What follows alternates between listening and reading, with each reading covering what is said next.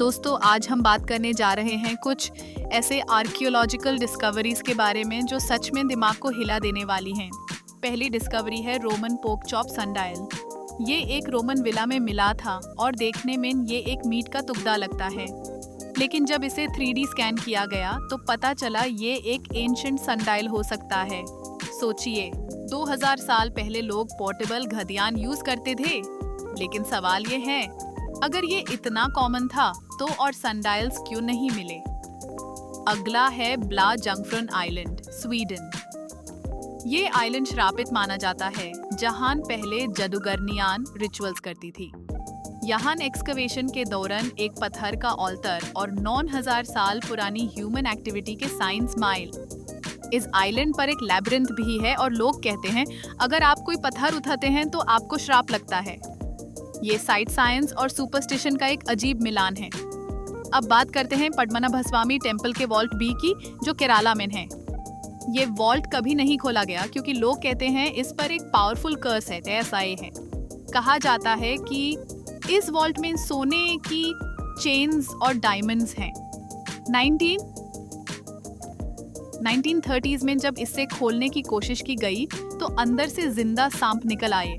आज भी लोग इस वॉल्ट को सिर्फ मंत्रा से खोलने का इंतजार कर रहे हैं। चलिए अब रूजविजिट शिपरेक की तरफ। ये शिप एड्रियाटिक सी में डूबा था और इसमें चांदी के सिक्के और सोइंग थिम्बल्स मिले। लेकिन ट्विस्ट ये है कि एक्सपर्ट्स कहते हैं ये सब कुछ स्मगलिंग के लिए छुपा कर रखा गया था। एक शिप जिसके अंदर क्राइम की कहानी छुपी है। इटली के रोम में एक 14 रूम की एंशिएंट विला मिली जो किसी रोमन कमांडर की हो सकती है।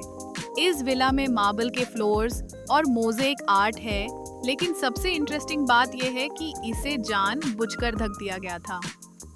क्या ये किसी सीक्रेट को छुपाने की कोशिश थी? लाओस में एक क्रोकोडाइल शेप का पत्थर मिला जो बलिदान का प्लेटफॉर्म हो सकता है।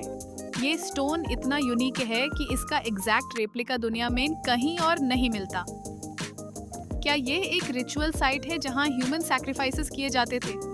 बेलीज के कोएलो मायन साइट में एक टीनेजर का स्केलेटन 2 बुल्स के साथ मिला जो एक सैक्रिफाइस रिचुअल का पार्ट लगता है।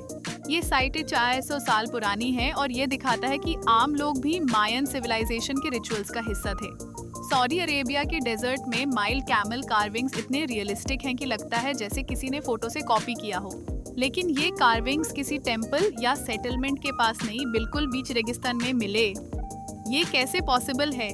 ओल्ड डोंगोला सूडान का एक शहर था जो 14th सेंचुरी में अचानक छोड़ दिया गया। ना कोई वॉर ना डिजास्टर, फिर लोग क्यों भाग गए? क्या वहाँ कुछ था जो सबको भाग जाने पे मजबूर करता था? पेरू के डेजर्ट में एक जायंट किलर वेल जियोग्लिफ मिला जो शायद एक देवता का सिंबल था। ये डिजाइन सिर्फ एरियल व्यू से दिखाई देता है, तो क्या लोग तब भी आसमान से देखते थे? और आखिरी में चाइना में एक 300 साल पुरानी रिंग मिली जो एक फुली वर्किंग एबेकस थी।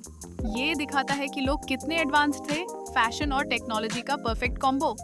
ये सब डिस्कवरीज हमें ये सोचने पर मजबूर करती हैं कि हमारे इतिहास में कितने राज छुपे हैं।